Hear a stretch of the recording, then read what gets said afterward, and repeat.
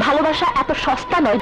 তোমার মতো একটা রাস্তার ছেলেকে আমাকে ভালোবাসতে হবে। বাংলা সিনেমার 90 দশক মানি আবেগ, প্রেম আর দর্শক প্রিয় গল্পের এক স্বর্ণালী অধ্যায়। আর সেই সময়ের জনপ্রিয় জুটিগুলোর মধ্যে বিশেষভাবে আলোচনা ছিল বাপ্পারাজ, শাবনূর ও অমিত হাসান, যাদের উপস্থিতি একসঙ্গে পর্দায় মানিয়েছিল ভিন্ন স্বাদের এক নাটকীয় রসায়ন। 90 দশকের অন্যতম জনপ্রিয় নায়িকা শাবনূর ছিলেন এই মূল আকর্ষণ।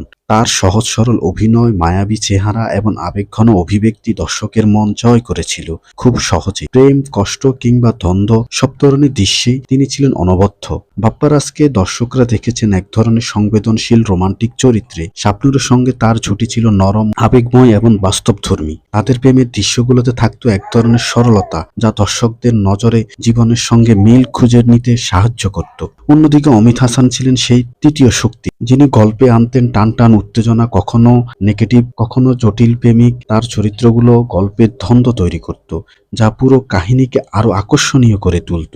শাবনূরকে ঘিরে বাপ্পারাজ ও অমিত হাসানের দ্বন্দ্বই অনেক সিনেমার মূল চালিকা শক্তি হয়ে উঠেছিল। তাদের অভিনয় অনেক সিনেমায় সে সময় ব্যবসা সফল হয়েছিল। বিশেষ করে প্রেমের ত্রিভুজ ঘিরে তৈরি গল্পগুলো দর্শকদের মধ্যে ব্যাপক সাড়া ফেলেছিল। সিনেমা হলগুলোতে তাদের ছবির জন্য আলাদা আকর্ষণ তৈরি হতো।